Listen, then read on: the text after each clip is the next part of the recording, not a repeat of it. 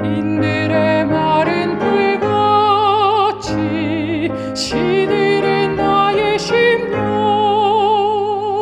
주님의 허락한 성령 간절히 바랍니다. 가물음이 마른 땅에 단비를 내리시되 성령의 단비를 부어 새 생명 주옵소서. 반가운 빗소리 듣고 산천이 춤을 추네. 봄비로 내리는 성령 내게도 주옵소서. 가물음이 마른 땅에 단비를 내리시되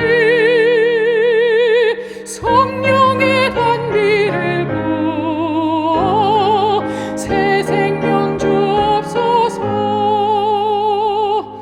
절 따라 우러를 내려 조목이 무성하듯 갈급한 내 심령 위에 성령을 부으소서. 가물음이 마른 땅에 단비를 내리시되 성령의 단비를 부어 새 생명 주옵소서. 참되신 사랑의 언약 어길 수 있으리요.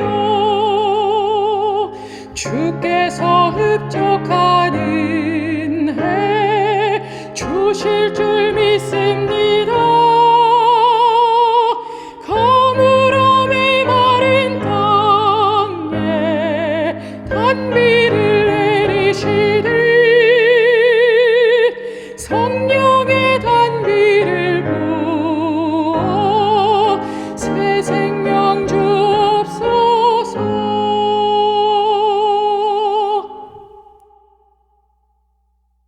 자비하신 하늘아버지, 이 시간 주님 앞에 마음을 열고 말씀을 듣고자 머리를 숙였습니다. 주님의 말씀을 듣고 주님의 심정을 닮아가고 싶습니다. 세상을 향한 하나님의 마음을 우리도 갖게 하셔서 하나님의 일을 우리도 할 수 있게 도와주시옵소서. 자신에게 향하는 이기심의 창을 모두 닫고 그리스도의 말씀 속에서 그리스도의 정신을 배우는 한 시간 되게 도와주시옵소서. 예수님의 이름으로 기도드리옵나이다. 아멘.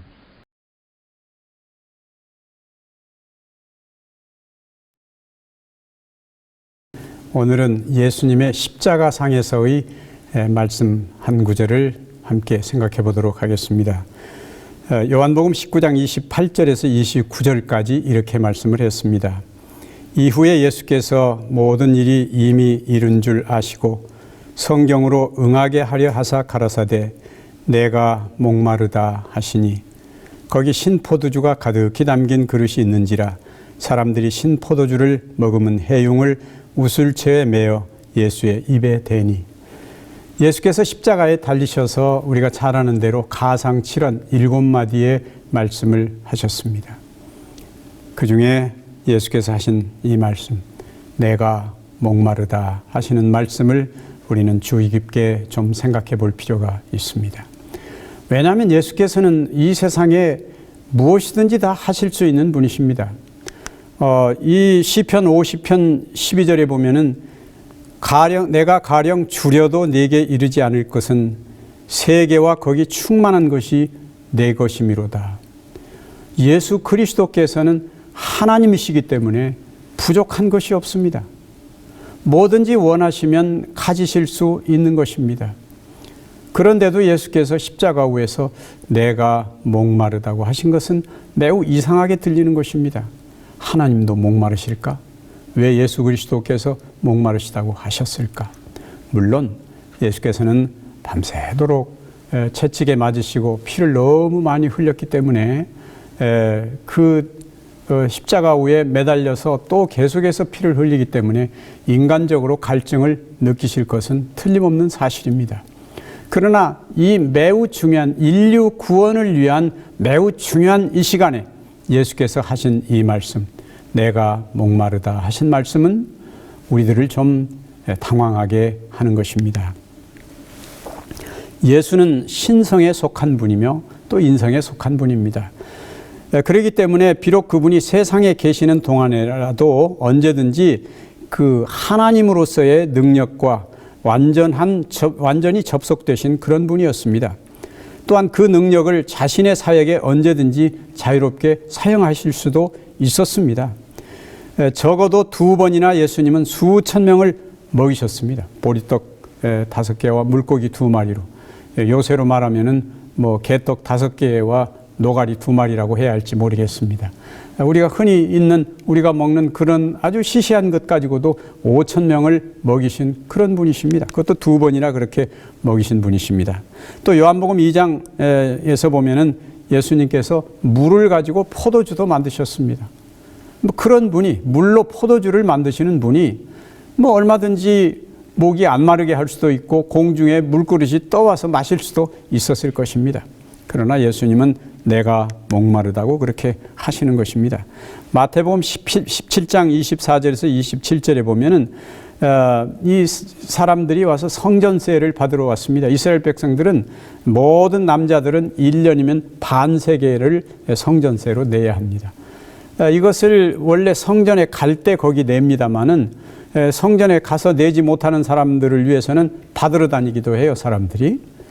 그래서 이 성전세를 받으러 온 사람들이 왔습니다. 반세겔을 내라는 것입니다. 그때 베드로가 제대로 알지도 못하면서 너희 선생님은 안 내느냐? 우리 선생님도 낸다고. 선생님 보고는 물어보지도 않고 선생님도 낸다고 그렇게 얘기를 했습니다. 그래서 베드로가 와서 예수님께 예수님, 저 성전세 받으러 왔는데 선생님 목 반세겔 내십시오. 이렇게 얘기를 하는 것입니다. 그때 예수께서 왕의 아들도 세금을 내느냐? 왕의 아들은 안 내지요. 거기까지만 예수님이 말씀하셨습니다. 그리고 너 가서 저기 가서 낚시를 바다에 던져서 처음 올라오는 고기를 열어보면 거기 한 세겔이 들어있을 것이다. 그러니 너와 내 것 함께 내라고 그렇게 말씀하셨습니다. 베드로가 정말로 가서 낚시를 해보니까 거기 한 세겔짜리가 나오는 것입니다. 예수께서는 돈이 필요하면 물고기에게서도 돈을 꺼내실 수 있는 그런 분이십니다. 예수께서 그런 수많은 기적을 행하셨습니다. 그런데 참으로 중요한 것은 예수님의 그 많은 기적 중에 자기 자신을 위해서 기적을 행하신 적은 한 번도 없다는 사실입니다. 남을 위해서 행하신 기적입니다. 예수께서는 자기 자신을 위해 음식을 5천 명을 먹이셨지만 자기 자신을 위한 음식을 만들지 않으셨습니다. 포도주도 자신이 마시기 위해서 만든 것이 아니었습니다. 폭풍을 잠재운 것도 제자들을 구원하시기 위해서 폭풍을 잠재우신 것입니다.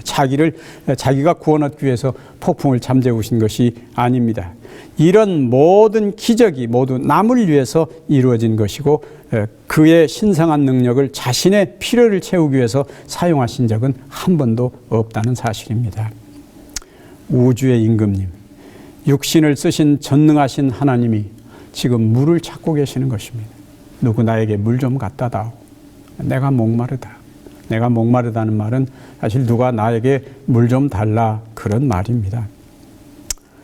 우리는 성경 가운데서 히브리서 2장 17절에서 저가 범사의 형제들과 같이 되셨다고 말씀을 합니다. 2장 18절에서는 자기가 시험을 받아 고난을 당하셨다고 말합니다. 예수님은 자기 형제들, 그와 함께 있었던 사람들 또는 제자들과 함께 모든 시험을 같이 받으셨고 받으신 고난으로 순종함을 배우신 분입니다. 다시 말하면 예수님은 그야말로 인간이 되신 것입니다. 인간처럼 사셨습니다. 마태는 예수님께 임마누엘이라는 이름으로 불릴 것이라고 기록했습니다. 하나님이 우리와 함께 계시다는 뜻입니다. 이 구절을 두 부분으로 나누어 보면 둘 다 깊은 의미를 가지고 있습니다. 예수는 실제로 하나님이시라는 것이죠. 하나님이 저와 함께 계시기 때문에. 그리고 예수는 참으로 우리 중에 하나라는 것이죠. 하나님이 그와 함께 계시는 사람이라는 뜻입니다. 예수님은 하나님이시면서도 정말 사람이셨습니다. 복음서에는 그분이 순수하게 인성을 가지신 분이라는 여러 증거가 나타납니다. 예수님이 실제로 목마르시고 피곤하시고 그러셨습니다. 요한복음 4장 6절 7절에 보면 사마리아를 여행하시면서 지치고 목마른 여행자로 물 좀 달라고 하십니다. 배가 거의 가라앉을 지경으로 폭풍이 몰아치는 가운데 너무 졸려서 피곤해서 주무시고 계시는 모습을 제자들이 보았습니다. 좋은 음식과 좋은 음료를 또 즐기셨습니다. 인간적인 친절에 대해서도 매우 고마워하셨습니다.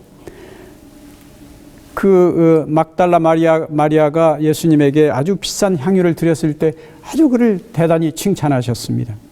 낙심하고 스트레스를 받았을 때 친구들의 도움을 요청하셨습니다. 그가 내일 십자가를 져야 하는 그런 상황에서 겟세마네 동산에 들어가서 그는 기도하면서 당신의 제자들에게, 친구들에게 나를 위해서 좀 기도해 달라고 부탁하시기도 하시는 것입니다. 그분은 실제로 사람이셨습니다. 많은 경우에 그런 인간적 모습을 보이셨습니다. 지금 하나님의 아들이 십자가에 달려 돌아가시면서 평범한 인간의 호의를 받고 싶어 하시는 것입니다. 물 한 잔 누가 갖다 달라. 내가 목마르다. 마태복음 25장 34절에서 36절에 보면 이런 말씀이 나옵니다. 우리가 잘 아는 양과 염소의 비유죠. 그때 임금이 오른편에 있는 자들에게 이르시되 내 아버지께 복받을 자들이여 나와 창세로부터 너희를 위하여 예비된 나라를 상속하라. 내가 줄일 때에 너희가 먹을 것을 주었고 목마를 때에 마시게 하였고 나그네 되었을 때에 영접하였고 벗었을 때에 옷을 입혔고 병들었을 때에 돌아보았고 옥에 갇혔을 때에 와서 보았느니라. 제자들이 우리가 언제 그렇게 했습니까? 그럴 때 예수께서 지극히 여기 마태복음 25장 40절에 내가 진실로 너에게 이르노니 너희가 여기 내 형제 중에 지극히 작은 자 하나에게 한 것이 곧 내게 한 것이니라고 말씀을 하십니다. 예수께서는 끊임없이 남을 돕는 일, 그리고 여기 이사야 58장 6절 7절에서 나의 기뻐하는 금식은, 너희들이 금식을 하고 밤에 철야를 하고 기도를 하지만 내가 정말 기뻐하는 금식은 줄인 자에게 내 식물을 나눠주며 유리하는 빈민을 내 집에 들이며 벗은 자를 보면 입히며 또 네 골육을 피하여 스스로 숨지 아니하는 것이 아니겠느냐. 자비를 베푸는 것, 남에게 사랑을 베푸는 것, 이것이 바로 그 어떤 금식 기도, 어떤 철야 기도보다도 더 중요하다는 말씀을 하십니다. 이 잠언 19장 17절을 현대인의 성경에서는 이렇게 말합니다. 여호와께 빚을 지신다는 말을 들어본 적이 있느냐.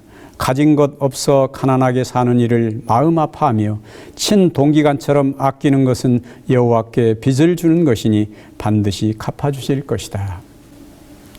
예수 그리스도께서는 인간의 사랑이라고 하는 것이 무슨 철학이나 신학이 아니고 매우 실제적인 것이라는 것입니다. 목마른 사람에게 물 한 그릇 주는 것, 그것이 진정한 사랑입니다.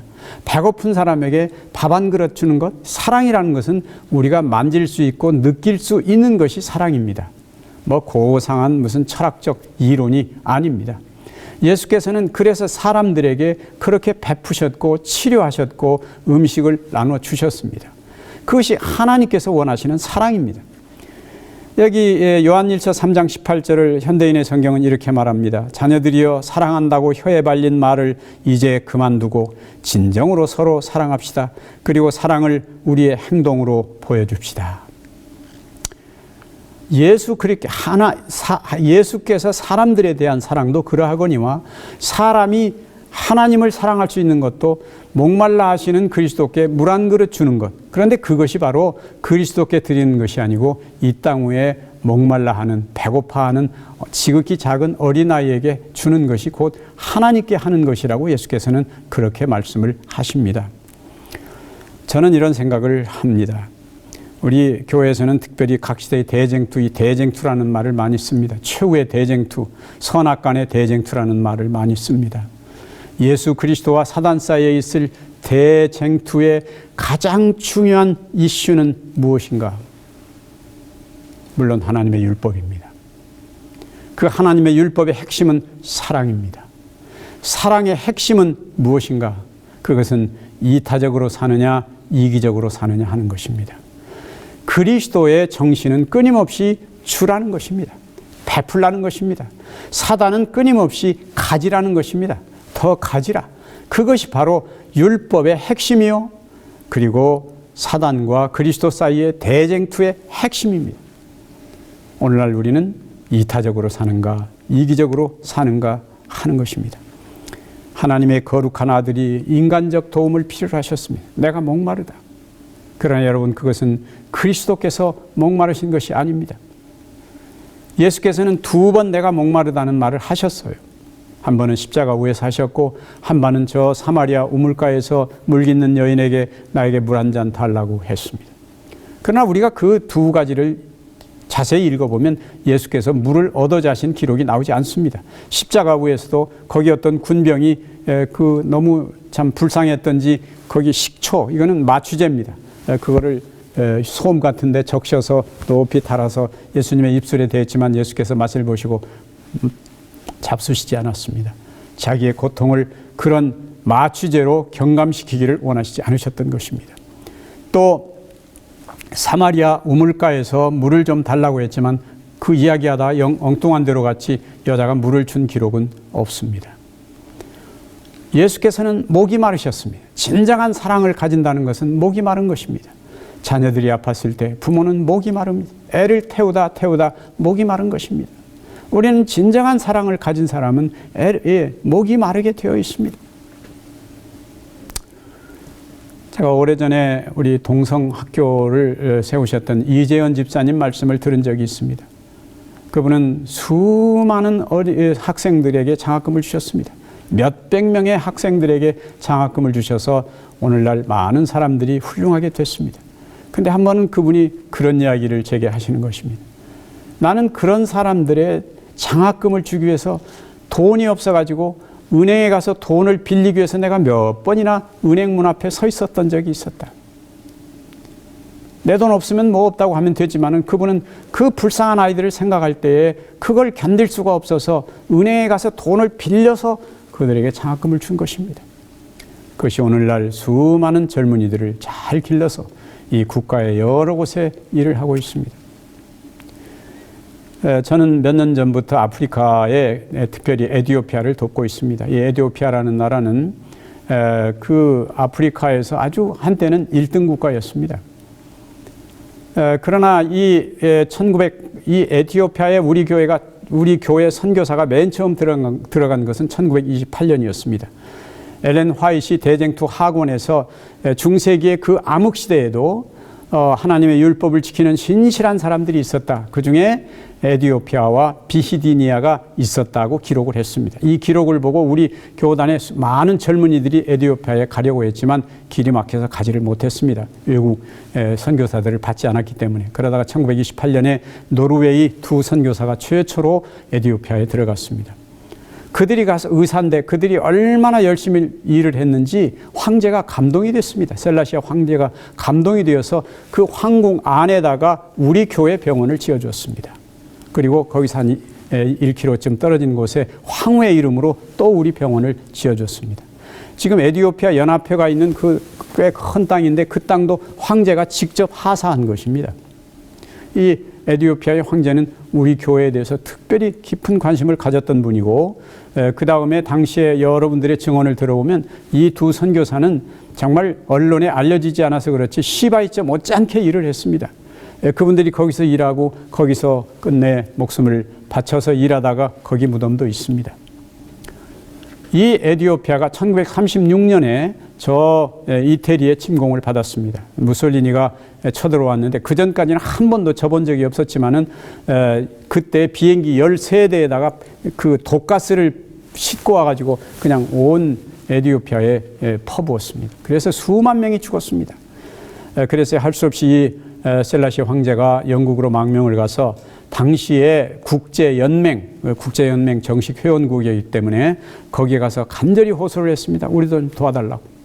우리를 무기를 살 수 있게만 도와달라고. 군대를 보내달라는 것도 아니라고.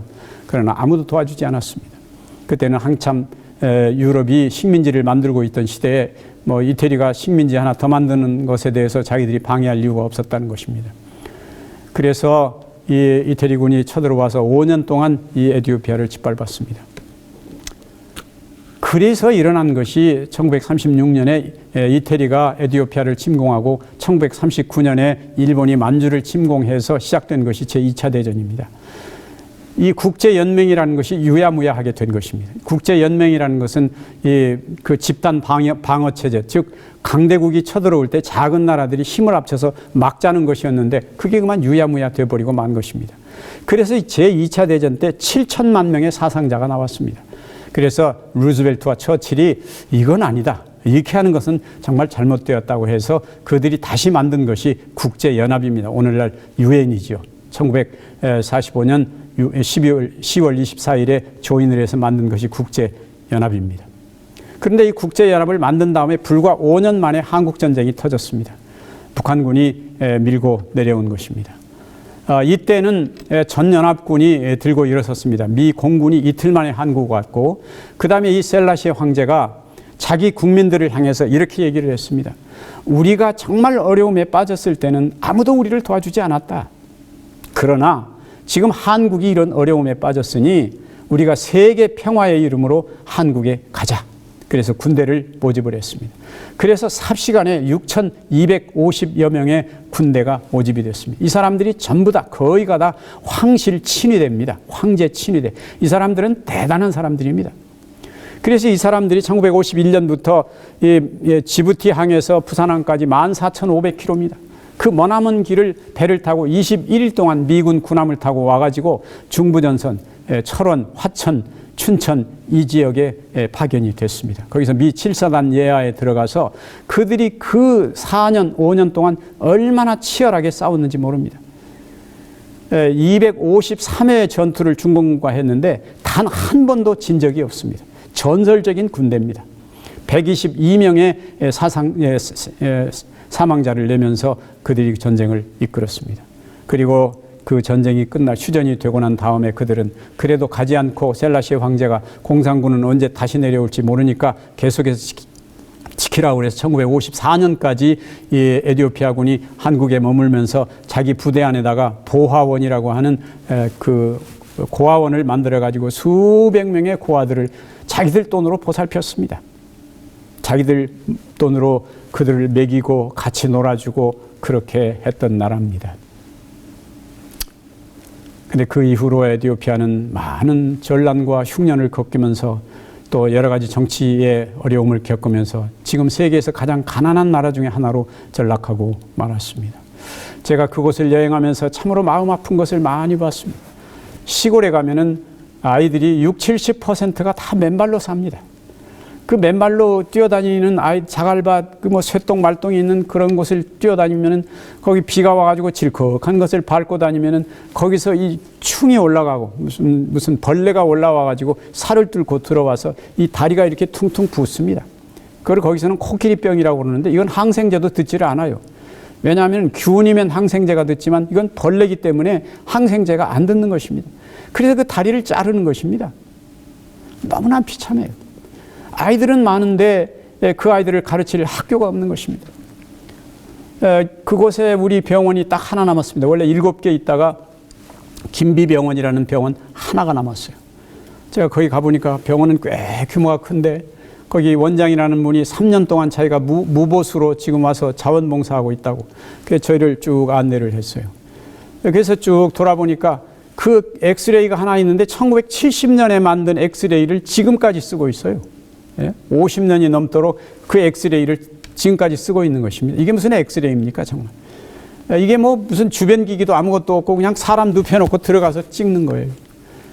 그나마도 그게 얼마나 낡았는지 이제 더 이상 어떻게 고칠 수가 없다는 것입니다. 제가 너무 마음이 아팠습니다. 집에 돌아와서 저희 아내와 함께 오랫동안 기도하면서 어떻게 이럴 수가 있는가. 거기 뭐 환자들이 바글바글합니다. 너무 많아요.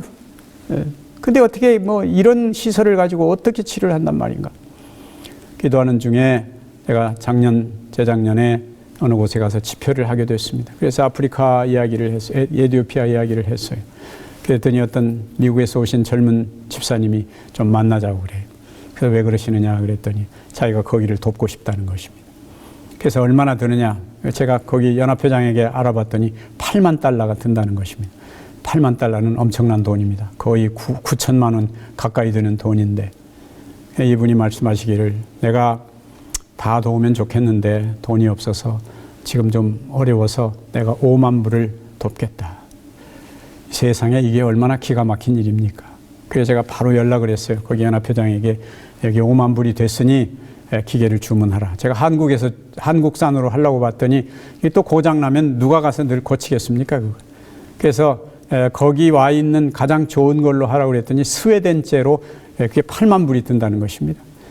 그래서 이 5만 불 여기 됐으니까 내가 3만 불은 앞으로 한 두세 달 후에 들어갈 텐데 내가 어떻게든 돈을 마련해 가지고 갈 테니까 기계 주문해서 설치하라고. 그랬더니 거기 연합회장에서 편지가 메일이 왔어요. 이런 기막힌 기적이 세상에 어디 있느냐. 왜냐하면 한 달 전에 그 기계가 완전히 망가져 버렸다는 겁니다. 엑스레이도 망가지고 초음파기도 망가지고 모든 검사기기가 그들이 가진 게 다 망가졌어요. 그러니까 환자들이 자꾸 다른 병원으로 가니까 이제 간호사들도 이 병원 망한다더라 해가지고 간호사들도 떠나는 것입니다. 병원이 완전히 문 닫게 됐어요. 그래서 전 에티오피아가 아주 비상이 걸려가지고 모든 관계된 사람들에게 다 모금을 했는데 딱 3만 불을 모금을 해놨다는 것입니다. 세상에 어떻게 이런 기가 막힌 일이 있을 수가 있습니까? 그래서 5만 불을 보내고 그 뒤에 제가 가면서 또 조금 더 마련해 가지고 가서 정말 그쪽에서 구할 수 있는 제일 좋은 엑스레이와 초음파기를 설치를 했습니다. 작년에 갔더니 거기 연합회장이 날더러 그런 얘기를 해요. 목사님, 우리 병원이 그동안 너무 어려웠는데 그 기계가 아프리카 이 중서부 전체에서 제일 좋은 엑스레이입니다. 그래가지고 지금 환자들이 너무나 많이 와가지고 병원이 완전히 살아났습니다. 그렇게 얘기를 해요. 제 마음에 얼마나 감사한지 모르겠습니다. 하나님께서는 필요한 때 목마른 사람을 위해서 일할 수 있는 사람을 주신 것에 대해서 감사합니다. 저는 지금 그곳에 학교들을 두 곳에 짓고 있고 그 다음에 작은 클리닉을 위해서 노력하고 있습니다. 하나님께서 때마다 여러 가지로 도와주시는 것을 생각할 때 너무너무 감사합니다. 예수께서 목마르다고 말씀을 하십니다. 예수께서는 목마르다. 그리고 우리에게 그분의 자녀들에게 하는 일을 통해 그분에게 한 잔의 물을 달라고 하십니다. 다시 말하면 이 세상에 목마른 사람이 다 없어질 때까지는 예수님은 여전히 목이 마르실 것입니다. 왜? 사람이 목마르실 때, 그분이 아끼시는 사람이 목마르실 때 하나님이 목마르신 것입니다. 그리고 그들에게 물을 주라고 말씀하십니다. 그 지극히 작은 자 하나에게 한 것이 곧 내게 한 것이라고 말씀을 하는 것입니다. 마태복음 25장 40절 다시 읽겠습니다. 임금이 대답하여 가라사대 내가 진실로 너희에게 이르노니 너희가 여기 내 형제 중에 지극히 작은 자 하나에게 한 것이 곧 내게 한 것이니라 하시고. 사랑하시는 여러분, 우리가 살아가면서 이타적인 삶을 사시기 바랍니다. 내가 얼마든지 좀 더 가지고 좀 더 얻고 좀 더 뭘 소유하고 이것은 사탄의 정신입니다. 우리는 이제 좀 더 베풀고 좀 더 나눠주는 것이 그리스도의 정신입니다. 그건 그리스도와 사단 사이의 싸움이 아니고 내 가슴 속에 있는 싸움입니다. 이기심과 이타심의 싸움입니다. 적더라도 내 이웃을 도우시기 바랍니다. 목마른 내 이웃이 목말라 할 때 주님이 목말라 하십니다. 제가 이 부족한 솜씨로 찬미가 가사를 하나 썼습니다. 내가 목마르다는 제목인데 이것을 우리 서옥선 선생님이 작곡을 해주셔서 이제 노래로 부르게 됐습니다.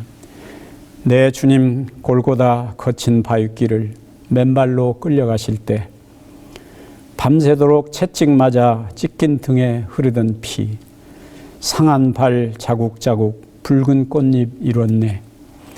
아, 저 먼 골고다 비틀거리며 쓰러질 때 타는 목 마른 입술 적실 물 한 모금 줄 리 없었네. 조롱과 거친 욕설에 귀담아 듣느니 하나 없었네. 내 주님 강물과 대양 만드시고 바위에서 샘물 내시니 목마른 자 내게 와서 영생하는 물 마시라. 물이 바위에도 샘물 솟게 하신 주, 저 십자가에 한 방울도 남김없이 흘리신 붉은 피 솟는 보혈 영원히 가라지 않는 물이라. 온 세상 타는 갈증을 너 가서 채우라 부탁하시네. 사랑하시는 여러분, 예수님은 지금도 십자가 위에서 내가 목마르다고 외치고 계십니다. 이 세상에 목마른 사람이 너무 많기 때문입니다. 육신의 목마름뿐만 아니라 영혼이 칼하여 말씀을 듣지 못해서 죽어가는 수많은 목마름이 있습니다. 우리는 예수님의 그 목소리를 들으면서 어떻게 할 것인가? 우리가 십자가 앞에 서 있었다면 물론 우리는 목숨을 무릅쓰고라도 예수님께 물 한 그릇을 드렸을 것입니다. 우리는 그때 하지 못했습니다. 그러나 지금 우리는 그렇게 할 수 있습니다. 내 이웃에, 저 아프리카에, 북한에 참으로 어렵고 힘든 많은 사람들이 있습니다. 복음을 갈급하는 사람들이 있습니다. 그들을 위해서 여러분 작은 정성이라도 매달, 매주 그리고 정기적으로 드리시기를 바랍니다. 그것이 바로 여러분의 이기심을 치료하고 그리스도를 닮아가는 진정한 그리스도의 사람이 될 수 있는 길입니다. 예수께서 말씀하시기를 여기 지극히 작은 자 하나에게 한 것이 곧 내게 한 것이라고 말씀하십니다. 여러분, 그리스도께 물 한 그릇을 드리시게 되기를 간절히 바랍니다. 감사합니다.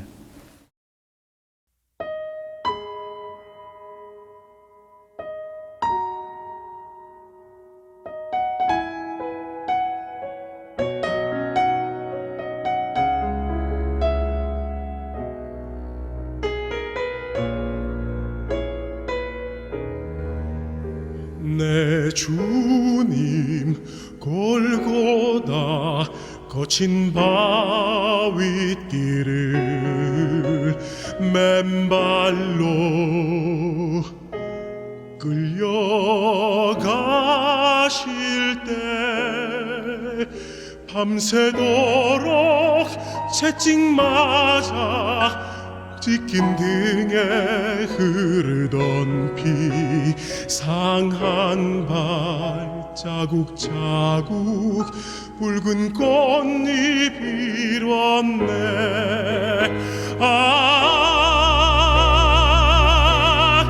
저먼 골고다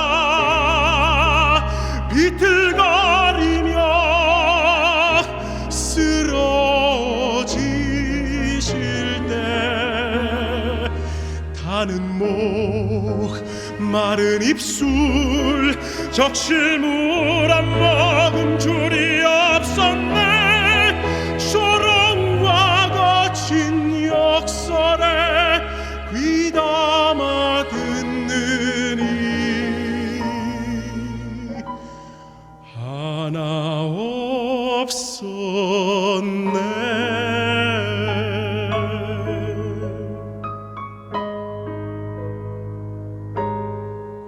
내 주님 갈바리 거친 십자가에 손과 발 못 박히실 때 이마에는 가시관과 옆구리에 깊은 장난 상한 몸 구석구석 붉은 꽃잎 일었네.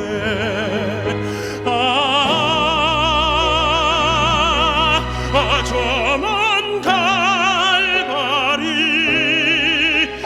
목이 마르다 외치실 때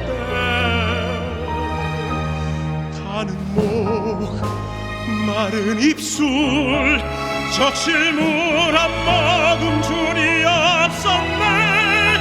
인원과 손가락질에 귀담아 듣느니 하나 없었네.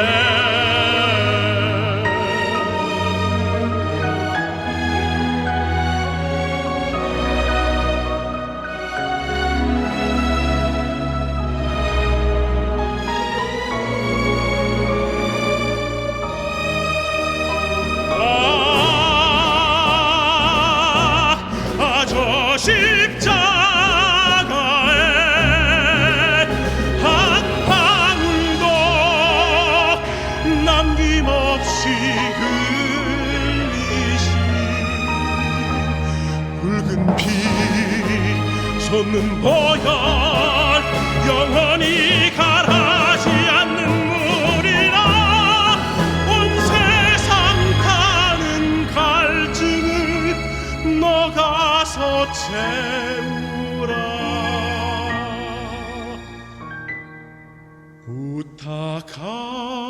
부탁하시네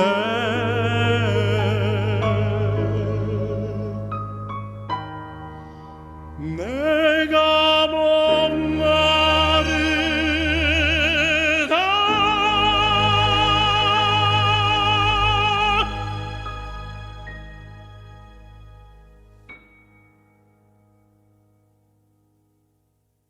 하늘에 계신 우리 아버지, 우리 주님께서는 가난한 자, 고통당하는 자 곁에 함께 계시기 위해서 하늘 보좌를 버리고 이 땅에 오셨습니다.